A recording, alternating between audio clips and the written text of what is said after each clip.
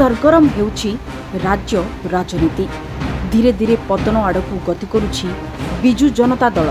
Party फिटाउछंती जणे पर जणे नेता, किए सोशल मीडिया रे तो आउ किए सभागृह रे रखुछंती विस्फोरक बयान। दर्शक बंधु, ए किछि दिन हब आमे समस्ते देखुछे जे बिजु जनता दल रे एबे चालुछि कोन। राजनीतिर परिभाषा को न बुझी पारुथुबा लोकटी मध्य बुझी जाउछि जे धीरे धीरे बिजेडी रे कंदल आरंभ हेलाणी। आज जाए पार्टी फिटाई कहि पारु नथिबा नेता और नेत्री एबे तुंडरे आउ लगाम देउनांती कि काहाकू भय भी करुनांती।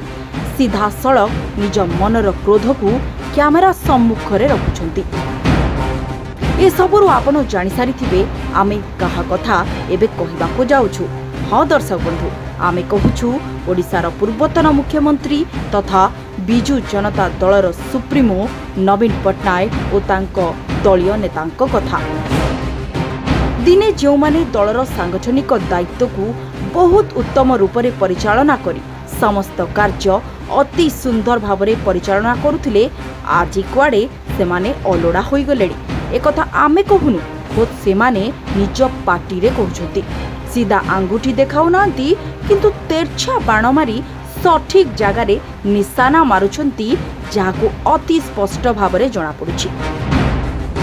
दर्शक बंधु, एते वर्ष शासन करिबा परे बिजु जनता दल सरकार रु बाहरी गला, ताहा पुणी जनक पाई केवल जनकू दायी करागला।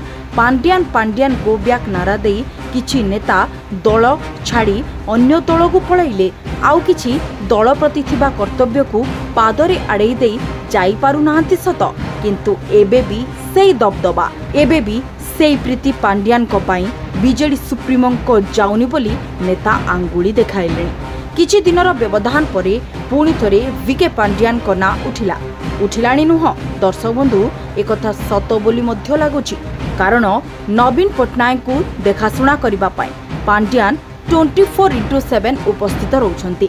नवीन पट्टनायक को किछि दिन लोक सीधा सड़क भेटी कथा कहि पारुथबा बेले एबे पांड्यान को एंट्री एवं नाली आखि को देखि नेताए गरम हेलेनी। किंतु नवीन पट्टनायक को सीधा सड़क टार्गेट करि पारु नथबा बेले सामाजिक गणमाध्यम सेमानक पाई एक माध्यम पालटिछि।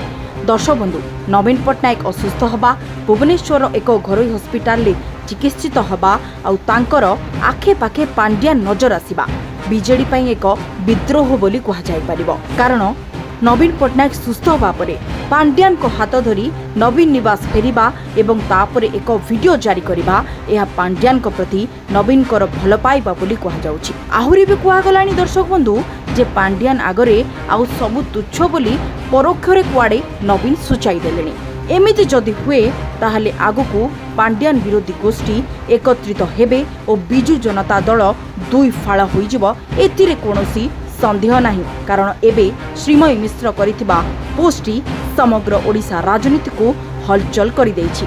श्रीमय करिथिबा पोस्ट रे से धृतराष्ट्र कथांकु उठाइबा परे एबे श्रीमय को तेरछा बाण कुआडे इंगित करुछि बोली चर्चा हेलाणी। एकथा कहा जाउछि जे श्रीमय को केई पद कथारे से तांको मनरे थिबा से क्रोध को आउ आयत्त करि पारि नाहंती। मुहरे स्मित हास्य, किंतु मनरे जळुथुबा निया सीधा सड़क नवीन पट्टनायक को पांड्यान को प्रति थिबा अंध प्रेम को बुझाउछि। अपमानित करुथुबा व्यक्ति जेतेबेले महिला सशक्तिकरण विषय रे स्लोगान दिए जने हसंती। अन्यायर सीढ़ी चढ़ुथुबा व्यक्ति जेतेबेले निजकू न्यायमूर्ति प्रमाणित करिबा पई सत चेष्टा करे जने हसंती।